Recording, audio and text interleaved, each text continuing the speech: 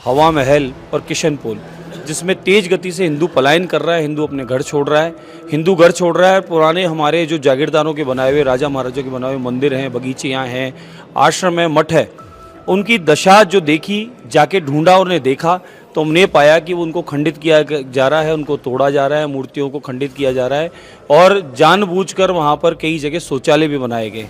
तो ये आत्मा में बड़ा दुख था कि हमारा सनातनी देश है, सबको जीने का, रहने का अधिकार है, लेकिन ये कोई तरीका नहीं है कि दूसरे धर्मस्थलों को नुकसान पहुँचाए।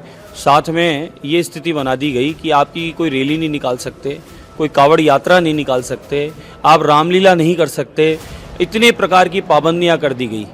और समय आए वोट की चोट करके जवाब देने वाली है। आरएसएस, विश्व हिंदू परिषद और बजरंग दल में खूब काम किया है और राम यात्रा में, 84 यात्रा में जेल भी भोगा हूँ 6 दिन तक। मेरी माँ भी मेरे साथ जेल में थी उस समय। नमस्कार, मैं कमल देगड़ा। फिलहाल मेरे साथ हैं हाथोस धाम के महंत बाल मुकुंदाचार्य महाराज, जो कि एक संत समाज में अपनी योग्यता और पहचान रखते हैं और काफ़ी लोगों का कष्ट दूर करते हैं।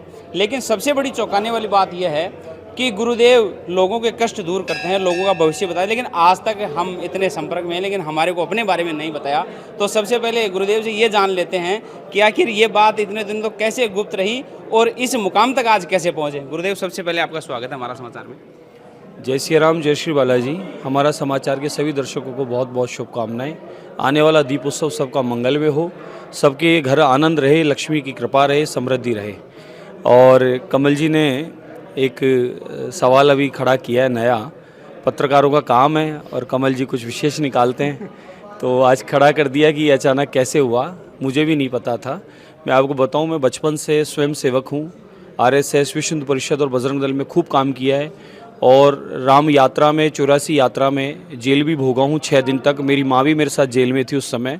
तो बहुत सारे ऐसे निरंतर संघ से जुड़े हुए विचारधारा के संगठनों में काम किया है और ये काम करते करते पिछले दिनों परकोटा बचाने का एक स्वभाव बना और परकोटे की तीनों विधानसभाएं, आदर्श नगर, हवा महल और किशनपोल, जिसमें तेज गति से हिंदू पलायन कर रहा है, हिंदू अपने घर छोड़ रहा है, हिंदू घर छोड़ रहा है। पुराने हमारे जो जागीरदारों के बनाए हुए, राजा महाराजों के बनाए हुए मंदिर हैं, बगीचे यहाँ हैं, आश्रम है, मठ है, उनकी दशा जो देखी, जाके ढूंढा और ने देखा तो हमने पाया कि उनको खंडित किया जा रहा है, उनको तोड़ा जा रहा है, मूर्तियों को खंडित किया जा रहा है और जानबूझकर वहाँ पर कई जगह शौचालय भी बनाए गए।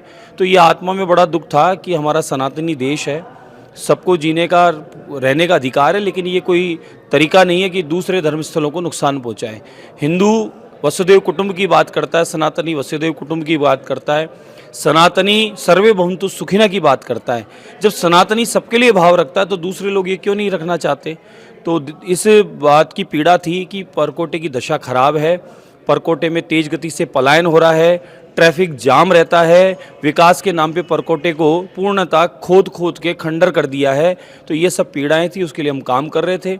और संगठन में, संघ में, भाजपा परिवार में एक परंपरा है कि झाड़ू लगाने वाला हो, चाय बेचने वाला हो, चाय बनाने वाला हो, छोटा बड़ा कैसा भी कार्यकर्ता हो, काम करता हो, अचानक उस काम करते को लेके और कोई काम दे दिया जाता है। तो इसी प्रकार से मेरे साथ हुआ कि मैं तो अध्यात्म से जुड़ा व्यक्ति था। मेरा मंदिर सेवा, पूजा, कथा, सत्संग, अनुष्ठान या कोई गौ सेवा, इन्हीं काम में रहा हूँ सदैव। लेकिन ये राजनीति का मुझे अनुभव नहीं था, लेकिन अचानक संगठन ने दायित्व दिया है तो मैं इसको राजधर्म मानकर और राष्ट्र धर्म का कर्तव्य का पालन करते हुए इसको बखूबी निभाऊंगा। और तीनों सीटें विधानसभा परकोटे की, हवा महल, किशनपोल और आपके आदर्श नगर, कमल का फूल खिलेगा, भारी मतों से हम जीतेंगे और 200 की 200 विधानसभा इस बार भाजपा का कमल खिलेगा।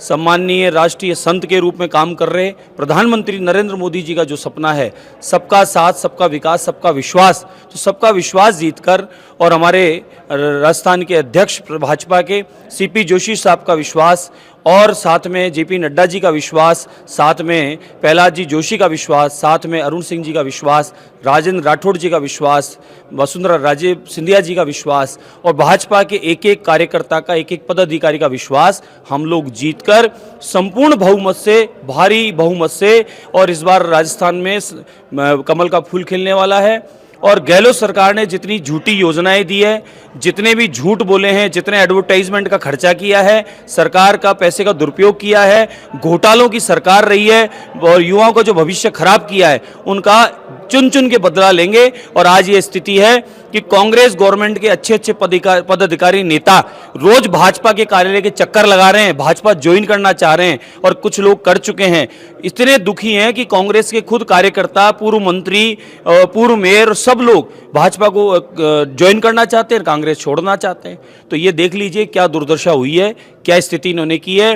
पूरे भारत में पंजाब पहले नंबर पे है, दूसरे नंबर पे राजस्थान है कर्जे में दूसरे नंबर पे ला दिया है, जो चुकाना बड़ा भारी काम है। ये काम किया है, एडवर्टाइजमेंट के अलावा कुछ नहीं किया है। इसलिए इस बार भाजपा को जिताना है, युवाओं का जो भविष्य खराब किया है उसका बदला लेना है, चोट की वोट देनी है और भारी संख्या में सनातनी सब मिलकर इस भारतवर्ष के सभी नागरिक इस राष्ट्र की मजबूती के लिए, मोदी जी के सपने के लिए, राजस्थान के विकास के लिए सबको सामूहिक रूप से कमल के फूल को खिलाना है। गुरुदेव, क्या क्या चुनौतियां रहेगी, क्योंकि आप राजनीति में नए हैं और जो पहले से लोग हैं वो भी कहीं ना कहीं इस चीज़ का उनको बुरा लगे, उनको कैसे मना पाएंगे आप? नहीं, सभी लोग मेरे साथ हैं। मेरा अध्यात्म चेहरा होने से मेरे लिए एक लाभकारी बात ये रही है कि सब मुझे बड़े आदर की नज़र से देखते हैं और उन्होंने ऐसा माना कि हमारे बीच कोई गार्जियन गुरु के रूप में है और हम लोग एक परिवार बनकर काम करेंगे। और वहाँ जो पुराने प्रतिनिधि हैं, जनप्रतिनिधि, और जो नए इस समय तैयार हैं, ये उन सब कार्यकर्ताओं का पूरी हवा महल विधानसभा का सामूहिक एक टिकट मिला है और ये विधायकी सामूहिक है और प्रत्येक भाजपा का कार्यकर्ता ही स्वयं विधायक है और सब मिलकर हम काम करेंगे। गुरुदेव, सनातन धर्म को लेकर अभी एक माहौल सा गरमाया हुआ है और कुछ समय पहले एक अभी बड़ी सभा भी की आप लोगों ने।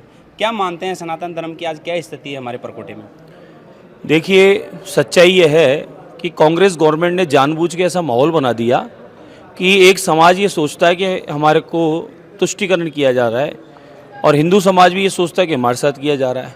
सही बात यह है कि कांग्रेस की नीति ये रही है कि मुस्लिम समाज का विकास ही नहीं हो, इसलिए मुस्लिम समाज को फंसाए रखती है कुछ ही मुद्दों में। मुस्लिम समाज का विकास करना चाहती तो शिक्षा के क्षेत्र में करते ना, वो क्यों नहीं किए? नौकरियों में करते ना, क्यों नहीं किए? क्या फ्री के राशन से, फ्री के पेंशन से, फ्री के मोबाइल से विकास होगा? कितने दिन विकास होगा? इससे विकास नहीं होगा साहब। उसको स्वावलंबी बनाना पड़ेगा, उसको स्वयं को कमाई का मार्ग देना पड़ेगा। तो उन सब चुनौतियों को देखते हुए हम लोगों को सामूहिक रूप से दोनों का विकास करना होगा। रही बात सनातन की, देखिए सनातनों का देश है भारतवर्ष, ये अध्यात्म नगरी है जयपुर, और यहाँ प्रत्येक गांव ढाणी में प्रत्येक व्यक्ति के हृदय में सनातन कूट कूट के भरा हुआ है पीढ़ी दर पीढ़ी से। जिस सनातन को जो मिटाने की बात करते हैं वो स्वयं मिट जाएंगे, जो राम जी को काल्पनिक बताते हैं वे स्वयं मिट जाएंगे, और सनातनियों की धर्म ध्वजा को लेकर हम जो काम कर रहे हैं हम 100% विजयी होंगे और सनातनी हमेशा रहेगा। भारत माता की। गुरुदेव, महेश जोशी का भी काफ़ी विरोध है इस बार, क्या उसका भी कुछ फायदा मिल पाएगा? देखिए, महेश जोशी जी ने जो उस क्षेत्र में काम किया उसकी चर्चा चारों ओर है, उनके पुत्र का जो काम हुआ उसकी चर्चा चारों ओर है, और पूरे उस क्षेत्र के लोग किस प्रकार से त्रस्त थे वो सबको पता है। वो सारी चीज़ें जो है वो सामने आएगी, और जो उनके प्रति इतनी भयंकर नाराज़गी थी वो एक प्रकार से जोशी जी की नहीं, पूरी कांग्रेस के खिलाफ नाराज़गी थी। और वह कांग्रेस के खिलाफ जो नाराज़गी है वह नाराज़गी अभी तक बरकरार है और आगे भी रहेगी, और उसी का आशीर्वाद हमें प्राप्त होगा। मैं आपको बता देता हूँ, भारी बहुमत से हम लोग इस बार आने वाले हैं। ये चकित कर देगा, जैसे आपने कहा कि अचानक कहाँ से आए, तो इसी प्रकार से आप उस समय देखेंगे अचानक ये परिणाम कहाँ से आए, और सारे जितनी सोच थी वो परे हो गई और ऐतिहासिक जीत पूरे राजस्थान में हो गई। गुरुदेव, पुलिस के द्वारा जिस तरीके से आप संत समाज होते हुए आप एक बड़े संत हैं और आपके साथ जिस तरह का अभद्र व्यवहार हुआ, एक वीडियो वायरल हुआ, उसके बारे में क्या कहेंगे? क्या ये भी एक कांग्रेस की सोची सा समझी थी? कांग्रेस की सोच का यही पता चलता है। कोई सनातनी हनुमान चालीसा करे, भजन कीर्तन करे, कोई रात को 10 बजे बाद में कोई सत्संग करे, बंद कर दिया जाता है। साथ में ये स्थिति बना दी गई कि आपकी कोई रैली नहीं निकाल सकते, कोई कावड़ यात्रा नहीं निकाल सकते, आप रामलीला नहीं कर सकते, इतने प्रकार की पाबंदियां कर दी गई। और फिर कोई अगर शिकायत लेके जावें कि कहाँ मंदिर खंडित किया, कहाँ मूर्ति खंडित की है, कहाँ मंदिर की ज़मीन पर पेशाब घर बनाया है, तो उसको राजद्रोह का नोटिस देते हैं। हनुमान चालीसा नहीं कर सकते, इसकी पाबंदी करते हैं।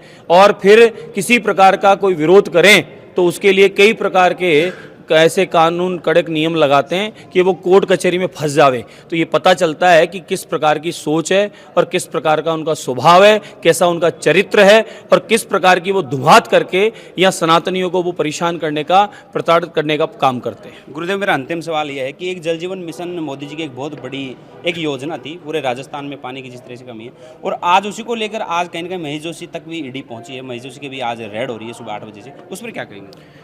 अरबों रुपए के घोटाले हैं साहब, और जब आप सही हैं तो जांच से आप परहेज क्यों करते हैं? और आप देखें, लाखों युवाओं का जो भविष्य बर्बाद किया, उसके करोड़ों करोड़ रुपए कहाँ दबाए, वो भी हिसाब देना पड़ेगा। और सभी मंत्रियों ने जिस प्रकार से काम किया है सब जग जाहिर होंगे। और घोटालों की जो सरकार रही है, इसका डब्बा गोल होगा। ये कितने एडवर्टाइजमेंट छपा लें, कितने करोड़ों रुपए का एडवर्टाइजमेंट अपना करके अपना विज्ञापन, जो मेहनत की गाड़ी कमाई का टैक्स जाता है साहब, उसको गहलोत जी को क्या अधिकार है कि एडवर्टाइजमेंट में खर्च करें? एडवर्टाइजमेंटों में पैसा बर्बाद कर दिया, जनता सब जानती है, जनता सब समझती है, और समय आए वोट की चोट करके जवाब देने वाली है। हवा महल की जनता को हमारा समाचार के माध्यम से कोई संदेश?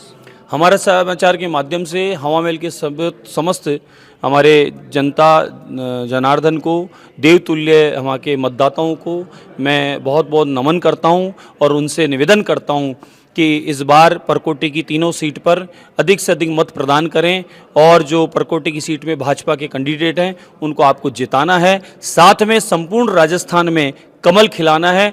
मतदाता अधिक से अधिक आवें, किसी प्रकार का कोई कारण न हो, और हमारा 100% मतदान हो, इस बात का हम सबको ध्यान रखना है। आप सभी मतदाताओं बंधुओं से, बहनों से मेरी करवर्द प्रार्थना है कि हमारा लोकतंत्र का पर्व है और इस पर्व में आप सबको हमको शामिल होना है और इसको सफल बनाना है। मैं निवेदन कर दूं, कल प्रातः 9 बजे हम हाथोस धाम दक्षिण मुखी बालाजी महाराज की पूजन अर्चन करके आशीर्वाद लेंगे। उसके पश्चात कलेक्ट्री पर जाकर अपना नामांकन दाखिल करेंगे, और वहाँ से फिर हम लोग पूरी हवा महल विधानसभा का एक रैली करते हुए और संपूर्ण विधानसभा में भ्रमण करके मतदाताओं को हम लोग मतदान के लिए निवेदन करेंगे, जागरूक करेंगे, और मतदान के लिए उन्हें हाथ जोड़कर प्रार्थना करेंगे। कमल के पुष्प पर बटन दबाना है और इस बार भाजपा की सरकार को भारी मतों से जिताकर और आपकी सेवा के लिए वापस विधानसभा में उपस्थित करना है। समय क्या रहेगा गुरुदेव? कल 9 बजे हाथोस धाम से रहेगा और 11 बजे कलेक्ट्री पर हम लोग वहाँ दाखिला करेंगे अपना नामांकन। ये हमारे साथ थे हाथोस धाम के महंत बालमुकुंदाचार्य महाराज, जिनको भारतीय जनता पार्टी ने हवा महल से उम्मीदवार बनाया। और अब जिस तरीके के आज माहौल है राजस्थान में, उससे कहीं ना कहीं लगता है कि इस बार जो परकोटे की जो सीट है वो कहीं ना कहीं भारतीय जनता पार्टी इस बार कमल खिलाएगी। इसी आसार उम्मीद के साथ आप लगातार हमारा समाचार देखते रहिए। सहयोग कैमरा पर्सन के साथ कमल देगड़ा, हमारा समाचार, जयपुर।